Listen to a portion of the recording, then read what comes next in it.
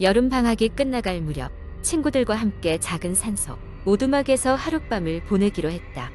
우리는 대학교 동아리에서 만난 사이로 그동안 여러 번 캠핑을 다닌 경험이 있었다. 이번에도 특별할 것 없는 소소한 여행이 될 줄 알았다. 하지만 그날 밤은 평생 잊지 못할 공포의 밤이 되고 말았다. 우리가 묵기로 한 오두막은 도심에서 멀리 떨어진 깊은 산속에 위치해 있었고, 오래된 나무들 사이로 좁은 길을 따라 한참 들어가야 했다. 자동차로 겨우 통과할 수 있는 험난한 비포장 도로를 지나 도착한 곳은 그야말로 영화에서나 볼 법한 오래되고 낡은 오두막이었다. 주변에는 다른 건물이라고는 찾아볼 수 없었고, 사람의 흔적 또한 거의 느껴지지 않았다. 간신히 휴대폰 신호가 잡히는 이곳에서 우리는 자연과 하나가 되어 자유로운 시간을 보내기로 했다. 해가 지고 산속은 금방 어둠에 잠겼다. 우리는 오두막 안에서 모닥불을 피워놓고 각자 준비해온 음식과 음료를 나눠 먹으며 즐거운 시간을 보냈다. 그러나 시간이 흘러 자정이 가까워지자 주변은 적막으로 가득 찼다. 갑작스러운 정적이 우리를 감싸면서 어떤 알 수 없는 불안감이 서서히 다가왔다. 선두를 끄는 건 지호였다. 얘들아, 바람 때문에 그런지 모르겠는데 밖에서 이상한 소리가 들리지 않아? 지호의 말에 우리는 일순간 긴장했다. 처음에는 다들 대수롭지 않게 넘겼지만 시간이 지날수록 그 소리는 더 명확하게 다가왔다. 마치 누군가 오두막 주변을 서성이는 소리 같았다. 우리는 밖에 사람이 있다면 위험할 수도 있다는 생각에 문을 잠그고 창문을 닫았다. 그러나 소리는 멈추지 않았다. 결국 호기심을 참지 못한 승훈이 손전등을 들고 밖으로 나갔다. 우리는 창문 너머로 그를 주시하며 무슨 일이 일어나지 않기만을 바랐다. 승훈은 잠시 주변을 살피더니 이내 불안한 표정으로 돌아왔다. 밖에는 아무도 없어. 그런데 이상하게 발자국이 찍혀 있어. 누가 지나간 건지 모르겠어. 그 말에 모두가 불안해지기 시작했다. 혹시 이곳까지 우리를 따라온 누군가가 있는 건 아닐까? 소름 끼치는 상상에 어느새 우리의 웃음소리는 사라졌고 침묵만이 자리 잡았다. 그러던 중 갑자기 전기가 나가면서 오두막은 순식간에 어두움에 휩싸였다. 우리는 비상등을 켜고 서로를 한심시키려 했지만 불길한 느낌은 가시지 않았다. 그리고 그때 다시 그 소리가 들렸다. 이번에는 훨씬 더 가까워진 듯한 발자국 소리. 점점 더 다가오는 소리에 우리는 숨을 죽이고 소리가 멈추기만을 기다렸다.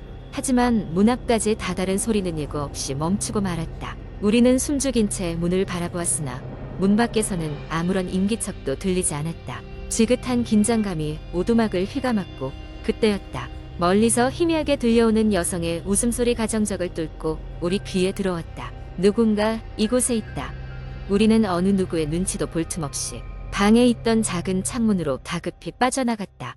서로의 손을 굳게 잡고 우린 오두막에서 멀어지기 위해 최대한 빨리 산길을 내달렸다. 아무도 뒤를 돌아보지 않았다. 얼마나 달렸을까? 다행히 근처 작은 경찰서에 도착할 수 있었다. 경찰에게 상황을 설명했지만 그들은 우리가 과민 반응한 것이라고 판단하고 큰 조치를 취하지 않았다. 그러나 우리는 그날 밤 오두막에서 빠져나와 다시는 그 근처에 가지 않았다. 며칠 후 우리는 충격적인 소식을 듣게 되었다. 다른 탐험객들이 그 오두막 근처를 지나다 우연히 발견한 것인데 그곳에는 오래전 실종되었던 사람들의 물건과 흔적들이 가득했다고 한다. 그 이유는 아직도 미스터리로 남아있으며 우리에게는 더 큰 소름과 공포로 다가왔다. 그날 밤 우리를 쫓던 그 발자국 소리의 정체는 아직도 풀리지 않은 채 깊은 어둠 속에 묻혀있다. 두 번째 이야기.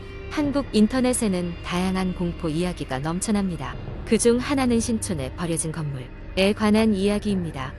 이 이야기는 여러 사람들이 증언과 경험담을 통해 확산되었고 지금도 많은 사람들이 그 건물을 피하고자 합니다. 옛날 신촌의 한 번화가에 건설 예정이었던 고층 빌딩이 있었습니다. 그러나 예상치 못한 이유로 건설이 중단되었고 그 장소는 수십 년간 방치되었습니다. 여러 개발사들이 인수하려 했으나 단기간에 포기했으며 이는 더욱 사람들의 호기심을 자아냈습니다.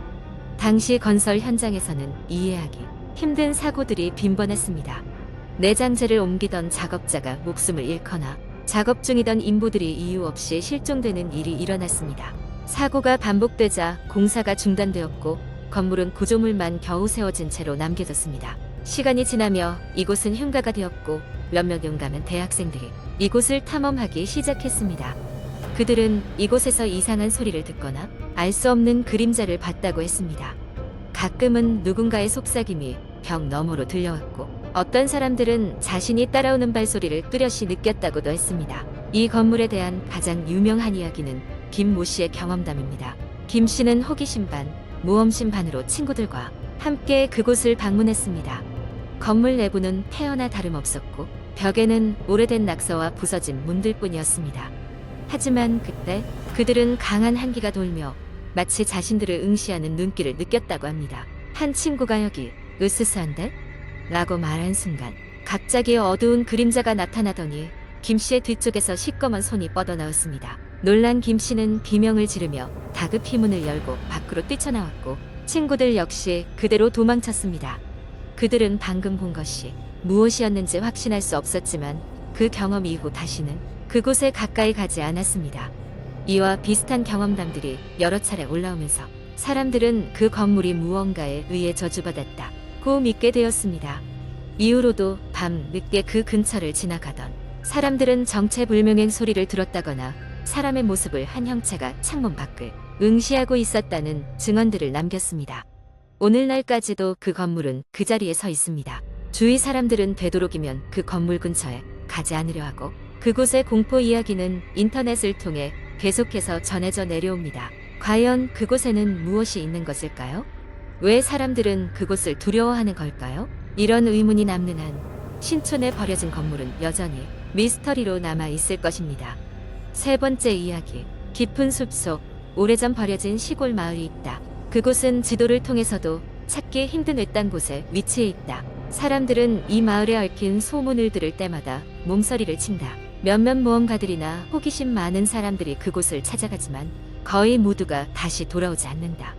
돌아온 이는 기이한 이야기를 한가득 안고 나타나는데 그 이야기로 인해 이곳은 더욱 미스터리로 가득 차게 된다. 내 친구 지훈이도 그 마을을 찾아가기로 했다. 꽤 오랜 시간 동안 지훈은 그 마을에 얽힌 이야기에 매료되어 있었다. 그는 스스로 탐험가라고 할 만큼 모험심이 강했고 언제나 새로운 것을 찾아 떠나곤 했다. 이번에는 지훈이 작은 캠코더 하나를 들고 그 마을로 향한다고 했다. 나와 몇몇 친구들이 만류했지만 그는 기어코 떠나고 말았다. 며칠 후 지훈에게서 연락이 왔다. 그는 무사히 돌아와 있었고 우리를 만나러 커피숍으로 오라고 했다. 그의 얼굴은 흑빛이었고 두 눈은 깊게 패여 있었다. 너무나도 이상했어. 그는 떨리는 목소리로 말했다. 지훈은 마을 근처 숲에 도착했을 때부터 이상한 느낌이 들었다고 한다. 고요한 정적 속에선 바람 소리조차 들리지 않았고 그저 잔잔한 숲의 숨소리만이 느껴졌다. 버려진 마을은 폐허처럼 변해 있었고 집들은 녹이 슬고 퇴락하여 금방이라도 무너질 듯했다. 그는 캠코더를 켜고 마을을 탐험하기 시작했다. 그는 문득 한 오래된 집에서 기묘한 소리가 나는 것을 느꼈다. 어린아이의 웃음소리 같기도 했고 혹은 바람에 긁히는 나뭇가지 소리 같기도 했다. 그 소리를 따라가 보니 그곳에는 오래된 우물이 있었다. 우물은 돌로 만들어져 있었고 깊이를 가늠할 수 없을 정도로 어두컴컴했다. 그 순간 지훈은 우물 안에서 뭔가 움직이는 것을 보았다. 차마 시선을 뗄 수 없어 더 가까이 다가갔고 그 안을 들여다보았다. 그는 자신이 본 것을 믿을 수 없었다. 우물 안쪽 벽에 희미하지만 분명히 손톱, 자국과 같은 긁힌 자국들이 가득했다. 마치 누군가 필사적으로 탈출을 시도했던 것처럼 보였다. 지훈은 이를 캠코더에 담고 더 조사를 하기로 했다. 그러나 순간 그 우물에서 강한 소리 없는 외침이 들려왔다. 그는 본능적으로 몸을 뒤로 젖혔고 그와 동시에 지훈의 캠코더가 그의 손을 놓쳐 우물 안으로 떨어지고 말았다.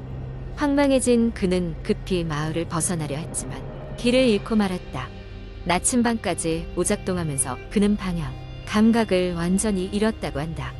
그렇게 몇 시간을 헤매던 중 그는 어떤 희미한 불빛을 발견했다. 그것은 숲속 작은 오두막에서 발산되는 불빛이었다. 그 오두막 안으로 들어간 그는 토끼같이 겁먹은 노파를 만났다. 그녀는 그에게 도망치라고, 더 이상 이 마을에 머물지 말라고 경고했다. 그녀는 오래전에 마을 주민들이 겪었던 끔찍한 일을 들려주었다. 그것은 비극적인 사건과 원한, 그리고 그로 인한 무시무시한 저주에 관한 이야기였다. 엄청난 공포감에 휩싸인 지우는 서둘러 마을을 떠났다. 그는 어떻게 탈출했는지 조차 기억하지 못했다. 그저 정신을 차려보니 집에 돌아와 있었다고 한다. 하지만 그의 이야기는 여기서 끝나지 않는다. 지훈이 그날 밤 잠을 청하던 중 누군가 그의 귀에 속삭이는 소리가 들렸다. 그것은 분명 우물 속에서 들었던 소리였다. 그는 비명을 지르며 잠에서 깼고 그날 이후로 계속해서 악몽에 시달렸다. 그 우물의 기묘한 속삭임은 시간이 지날수록 더 선명해져 갔다. 지훈의 이야기를 들은 우리는 그를 어떻게 도와야 할지 몰랐다. 그의 얼굴에는 공포와 피로가 가득 차 있었고 그의 정신 상태는 날이 갈수록 악화되었다. 그리고 어느 날 아침 지훈은 흔적도 없이 사라져 버렸다. 그의 방에서 발견된 것은 그저 오래된 우물 사진 한 장뿐이었다. 아직도 그 마을에서는 이상한 소문이 돌고 있다. 어떤 이들은 지훈이 거기서 헤매고 있을 것이라고 믿는다. 그 마을과 우물에 얽힌 신비로운 이야기는 아직도 수많은 사람들을 매혹시키고 있지만 그 누구도 그 비밀을 밝혀내지 못했다. 그리고 우리는 다시는 그 마을에 대해 이야기하지 않기로 했다. 공포는 가끔 너무나도 생생하게 우리 곁에 있으니